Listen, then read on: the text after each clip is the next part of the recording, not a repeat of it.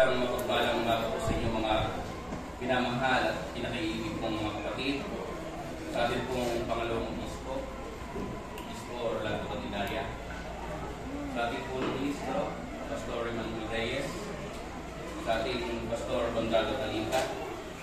Pastor R.D. Makatandang.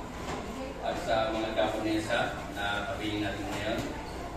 Sa atin pong pinagsasabitan at matagal na nating minintay ang kabiyak ng ating punong ministro, ang Japanese Josquina Reyes, fresh from Spring. Siguradong may chocolate pa yan at hindi pa nakapagbubukas ng kanyang pahon. Baka naman. Happy 81st anniversary sa lokal po ng Muñoz. At pinabati ko po ang 18 miyembro ng koro ng lokal ng Muñoz. Biniligtad po nila yung numbers. 81 na po sila. Tayo ngayon. Sa atin pong minamahal Japanese Kelly. Sa ating kapatid na baby. Sa Pangulong Ronald. Sa Kuya Archie, kay Jomel, na aking paborito. Sana naman, pagbigyan mo na ako. Matagal na. Malapit na tayo. Natutuwa po ako dahil sa pagkakataon ito ay niloob ng Panginoon na tayo muli ay magkasama-sama sa araw na ito upang celebrate ang 81 taong anibersaryo ng pagsilang ng pananampalataya sa dakong ito. Nakita ko kung paanong sinikap ng ating minamahal na Japanese na rin kasama ang mga kabataan ito para mabuo yung video presentation. Nakaka-amaze dahil ating pangunahing pastor na naglingkod at nagtaguyod pabalatan ang kapatid na Junel, ang Pangulo. Marunong pala kayo, marunong artista. At wala ko pa paano lumakad at nagsikap ang ating mga matatanda sa iglesia, sa dakong ito. Ay gayon din po nating pagsikapang itaguyod ang ating pananampalataya sa kabila ng maraming mga pagsubok na darating sa ating mga pananampalataya.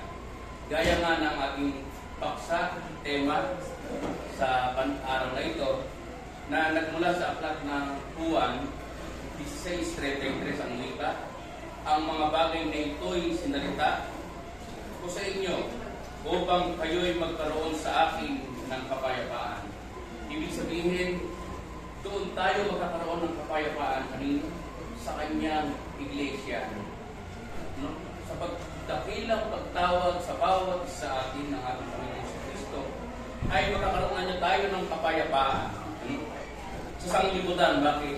Sa sanglibutan niya ay mayroon kayong kapigatian. At ang tagubilin sa bawat isa atin, laksan ninyo ang inyong loob, aking hinaing ang sanglibutan, ang wika ng ating Panginoon sa Kristo. Gaya ng ating paksa, mga minamahal na mga kapatid, ay pinagtagubilinan o binigyan tayo ng babala upang ang mga mananampalataya ng ating Panginoon ay magkaroon ng tibay ng ating mga pananampalataya sa ating paglilingkod. At tayo anyang ay tinawag upang tayo'y magkaroon ng kapayapaan sa Kanya. Saan ba tayo tinawag, mga minamahal sa mga kapatid? Na upang tayo'y magkaroon ng tinatawag na kapayapaan. Sa kanyang sulat sa unang Pedro, 5:10, ganito po ang sinasabi. At ang Diyos ng buong biyaya na sa inyo'y tumawag sa kanyang walang hanggang kaluwalhatian. Saan po tayo tinawag ng ating Panginoong Diyos? Sa kanya-anyang walang hanggang kaluwalhatian kay Kristo. Pagkatapos na kayo makapagbatang sandaling panahon ay siya rin magpapasakdal, magpapatibay, at magpapalakas sa inyo.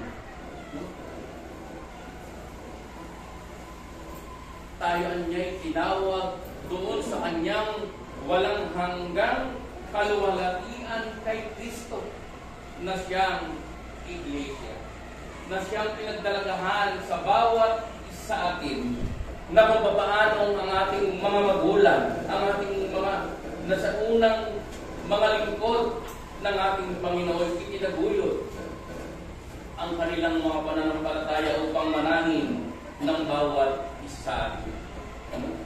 Dahil dito pala tayo magkakaroon ng kapayapaan, mga minamahal na mga kapatid. Ngunit mayroong tagubilin sa bawat isa atin.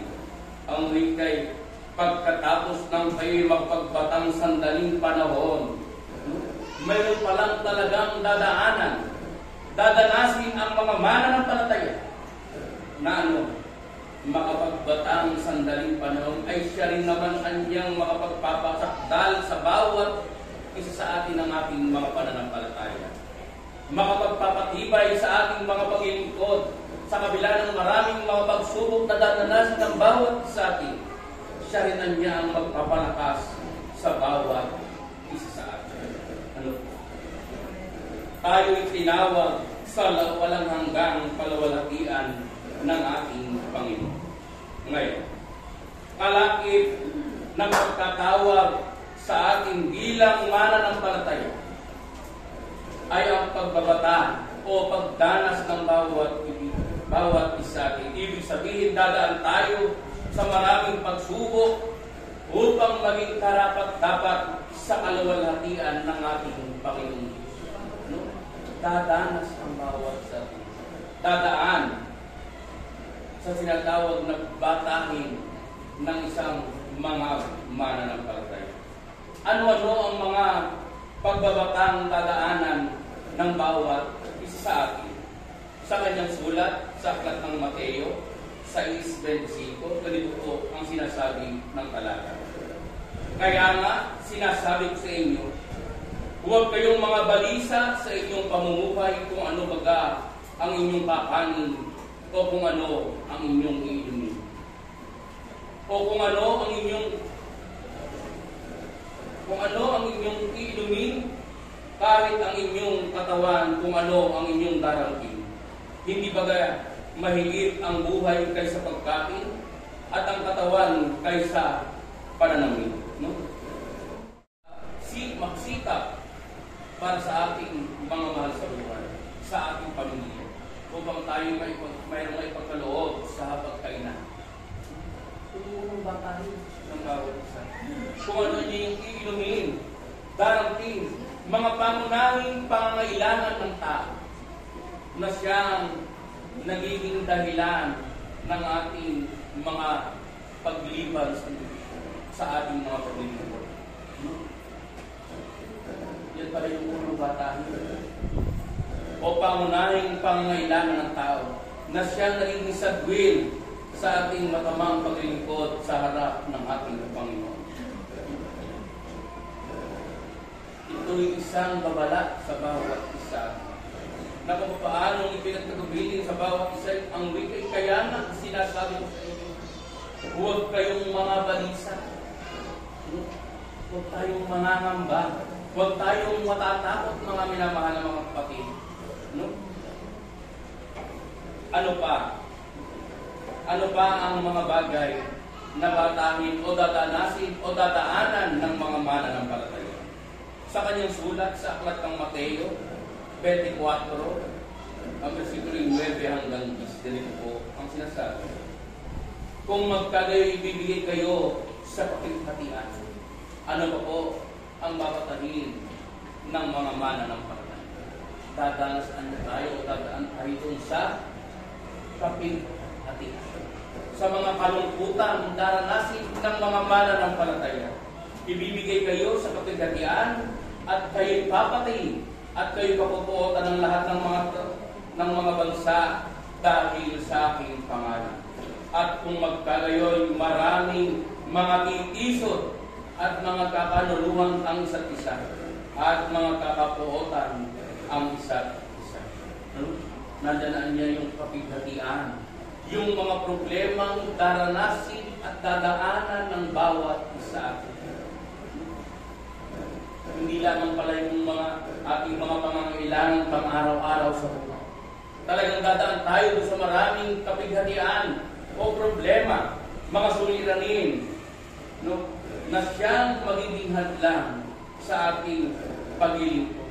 Nandiyan na nga niya yung panlalamig. Marami niyang mga titiso, magkakapuotan sa isa't isa. Yung tambuhan, pagkakampi-kampihan, pagkakaalitan, dadaanan ng mga mananampalataya ng ating Panginoon. So talagang maraming pagbabaka ang ating dadanasin o dadaanan. Ngayon, ano ba ang ating dadanasin? Sa kanyang sulat pa rin, sa aklat ng Mateo 24:12, ganito po ang sinasabi. At dahil sa pagsagana ng katampalasanan, ang pag-ibig ng marami ay lalaki. Ano po? Dahil meron na nga tayo mga kapitilian, mga problema, at ang pagsaganaan niya ng katampalasanan sa sanglibutan, ang pag-ibig ng marami ay lalaki. Sa maraming mga pagkakataon, sinubok ang bawat isa atin sa ating mga pananampalataya. Meron tayong mga ibang mga kapatid na hindi na natin kasama sa mga paglilingkod.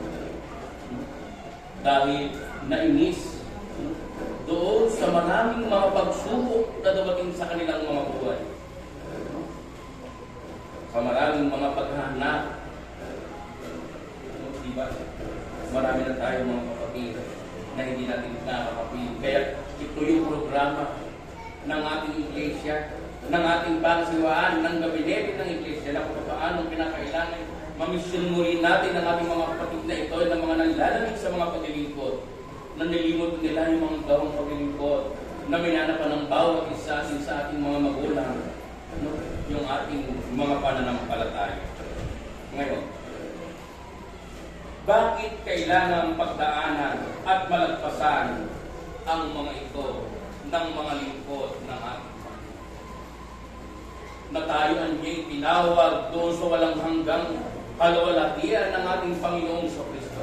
Bakit kailangan pagdaanan at malagpasan ang mga ito? Sa kanyang sulat, sa unang Pedro 4:12, ganito po ang sinasabi. Mga minamahal, huwag kayong mga taka tungkol sa mahigpit na pagsubok sa inyo. Ang wika? Huwag tayong mga taka saan? Sa mahigpit na pagsubok sa bawat isa sa atin. Na dumarating sa inyo upang kayo sugutin, nawaring ang nangyayari sa inyo hindi karaniwang bagay.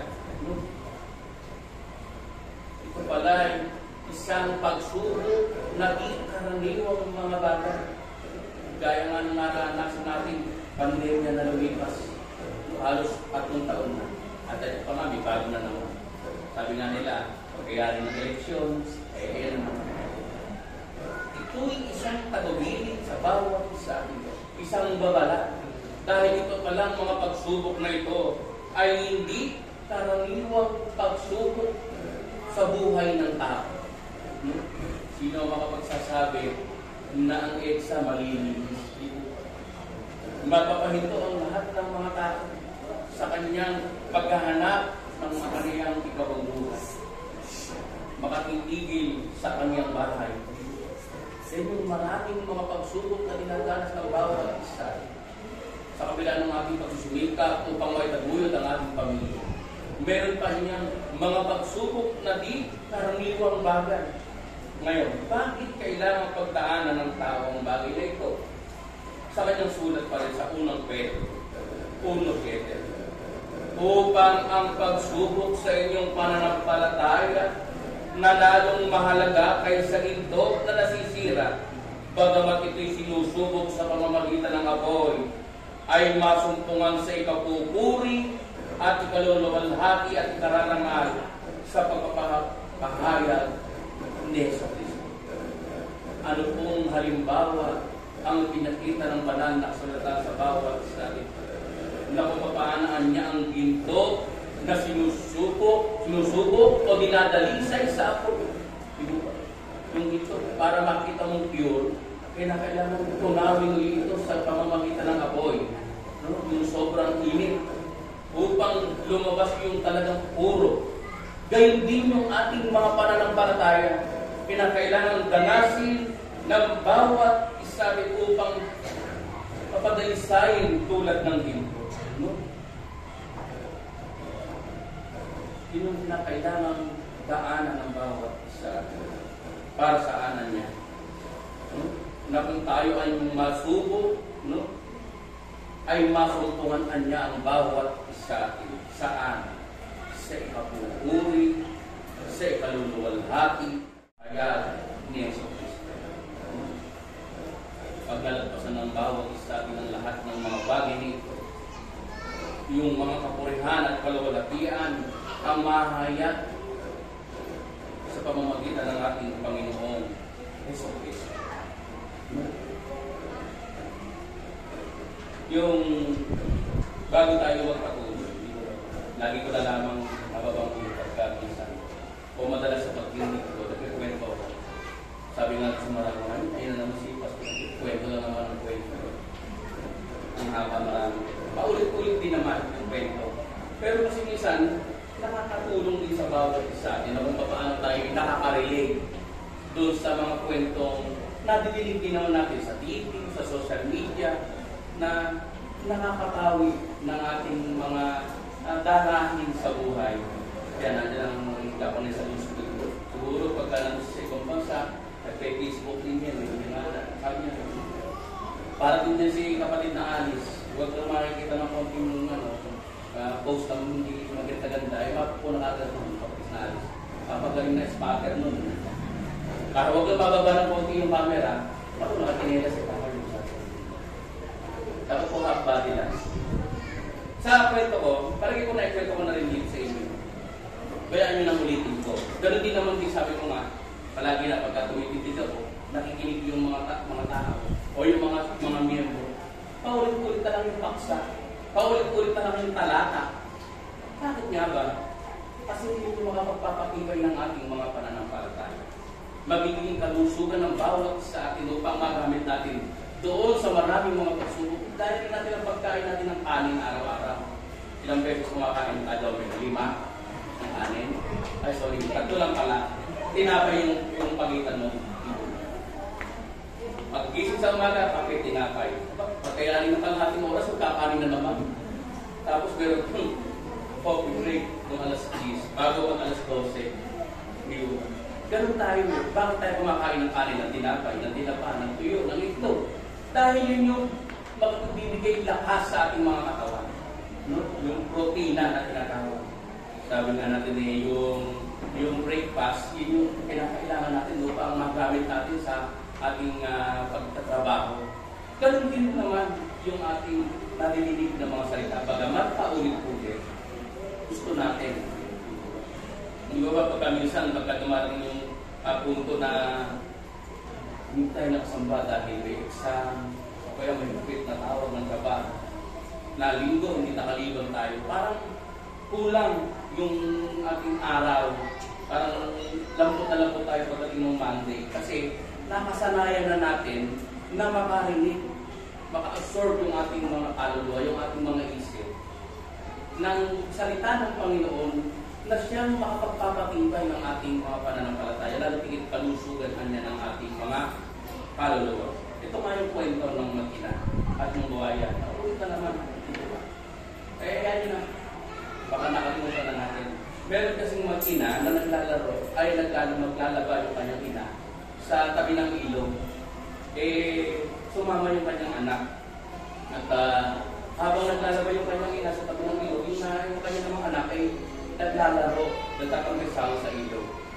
At sa pagtatampisaw, yung bata ay mayroon lumapit na buhaya at sinakman yung kamay ng bata. Nung pagsakman, siyempre, nagsisigaw yung bata at nakuha yung ambisyon ng kanyang ina. At kung pagkuha ng ban, siyempre yung nanay, automatic yun, hahatakin yung kanyang anak. At nagkaroon ng tag-of-war sa pagitan ng buhaya at nung nagbibilaan sila. At kahihiyaw ng kanyang ina, kaya nakuha yung atensyon ng mga tao at dali-dali silang sumugod sa tabi ng ilog, kanya-kanya silang dalang ng pamalo, panghampas, upang tulungan yung batang sinakman ng buhaya. At swerte naman na binitawan ng buhaya yung bata. At dali-dali silang tumawag ng ambulansya upang dalhin sa pinakamalapit na ospital yung bata. At nakuha rin ng atensyon ng media, ng reporter upang kuhanan ng interview yung bata. At nakita niya yung bata. No? Nakita niya yung bata, nakangiti doon sa ospital. At tinanong yung mga reporter, sabi niya, hindi ka ba natakot? O kaya nalulungkot dahil huwag ka nang mamatay. Nagdelikado ka na. Sabi ng bata, no? Ang saya-saya ko po. Sabi niya. Kahit masakit yung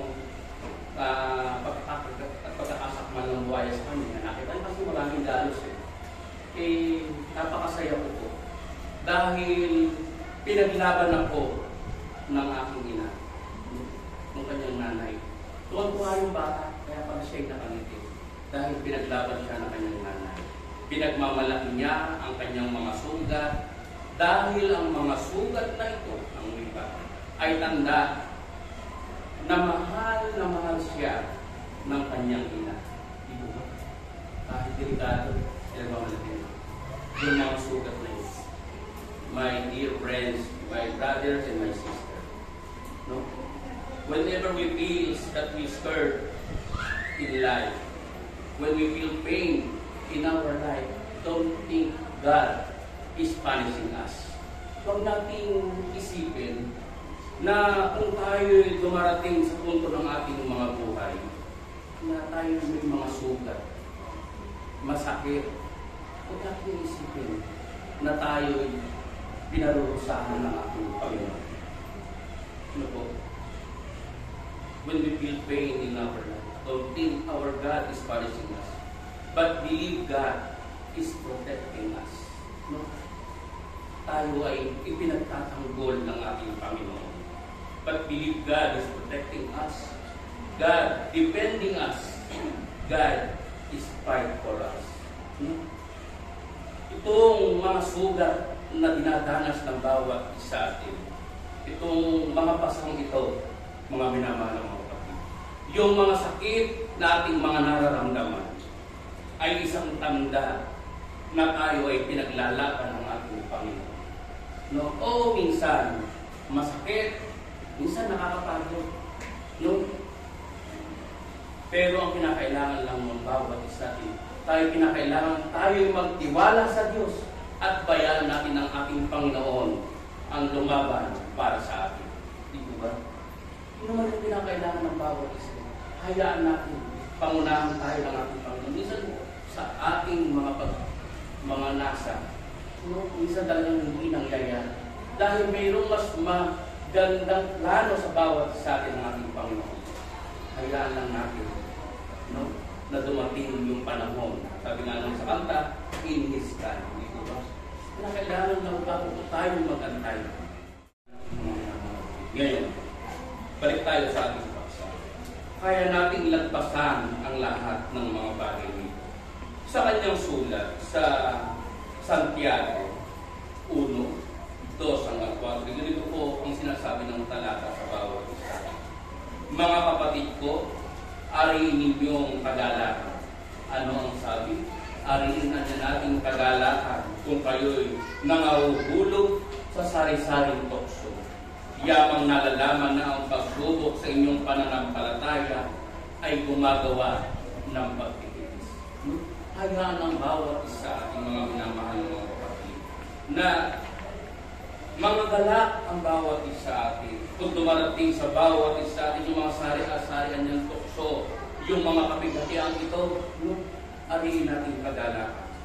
Yamang nalalaman na ang pagsubok sa inyong pananampalataya ay gumagawa ng pagtitiis. Sa ating mga paggawa, sa ating mga paglilingkod, sa ating mga pananampalataya, kaakibat ng bawat isa at talaga yung mga tiisin, mga minamahal na kapatid. At inyong pabayaan na ang pagtitiis ay magkaroon ng sakdal na gawa upang kayo maging sakdal at ganap na walang anumang kakulangan. Sa pamamagitan pala ng mga pagsubok na ito, mga minamahal na kapatid, ariin natin ang mga nangyayaring pagsubok, kapighatian at iba pa ay daan upang tayo'y maging ganap at sakdal sa harap ng ating Panginoon. Kaya nating nagpasan ang lahat ng mga bagay ito. Ano pa ang sabi sa kanyang sulat sa unang Pedro 5:10? At ang Diyos ng buong biyaya na sa inyo'y tumawag sa kanyang walang hanggang paluwalhatian kay Kristo, pagkatapos ng kayo'y makapagbatang sandaling panahon, ay siya rin makapagpapasakdal, magpapatibay, at magpapalakas sa inyo. O, sapagkat sa sandali lang ito, sandali lang naman pala, sandaling panahon, at siya rin yung magpapalakas sa bawat isa atin. Naramdaman na ba po natin na kung dumarating sa atin yung mga pagsubok at nalagpasan ng bawat isa atin, parang bagong tao tayo, di po ba? Mauunawa natin na kung bakit pala nangyari sa bawat isa atin ng mga bagay nito. Dahil siya rin yung magpapatibay at magpapalakas sa bawat isa atin. Ano pa ang payo sa bawat isa atin? Bilang huling talata na aking babanggitin sa araw na ito, sa kanyang sulat sa Juan 15:16 ang wika, ako'y hindi niyo hinirang, ngunit kayo'y hinirang. Napakaganda talata. Hindi natin, ano sabi? Ako'y hindi niyo hinirang, ngunit ang bawat isa sa inyo, ang bawat isa sa atin ay hinirang ng ating Panginoon. Binigyan tayo ng pagkakataon upang mapabilang sa kanyang ubasan, sa kanyang iglesia na siyang katawan ng ating Panginoon. At aking kayong inihalal upang kayo magsiyaon at magsipagbunga, upang manatili ang inyong bunga, upang ang anumang inyong hingin sa Ama sa aking pangalan ay mabigay niya sa inyo. Pagkatapos ng sandaling panahon ng maraming mga pagbabata at iniisin na dadanasin ng isang mananampalataya, mga minamahal ng mga kapatid, ang bawat isa ay hinirang at tinawag ng ating Panginoon upang tayo ay magkaroon ng bunga ng ating mga pananampalataya na gaya naman ng ginawa ng bawat isa nyo buhat pasimula na lumaganap ang salita ng ating Panginoon sa dakong ito. Nakita natin na kung paano nagbago ang lahat mula sa silong ng bahay ng ating mga kapatid na unang lingkod sa dakong ito. Narinig tayo. Bagamat sabi nga natin, ikinatutuwa natin dahil masikip na, dahil tayo dumami na. Noon, nagpapaypay tayo, naka-aircon na, pero pang electric fan. Kulang lang siguro yung sa langis. Ilang samba ko na rito, pero napakalangit pa rin. Para ito, pangulong-dunel, magtiga lang ang kailangan niya. Diba? Ang ganda. Ang ina nga, sabi ko sa kay Hepe, dati na ba itong pinto na ko? Kasi dati yung pangapasok lang ako sa may container pa na plastic. Di ba? Plastic lang dati. Ganun kasi yung mga ginagamit namin sa interior. Ngayon, ano na? Pinto na. Nakagaya sa Marawa. Di ba? Yung bunga ng inyong mga pagtitiis. Yung bunga ng inyong pagsisikap upang kung paano maging tagapangunang sa lahat ng babae. Hindi nagpapahuli ang sanantong ng Diyos sa maraming mga magagandang gawa ng mga pananampalataya. Sana sa may bahayan dito, nakita natin ang paano lumakad sa 81 taon At butin nga natin yung 100 taong anniversary nito.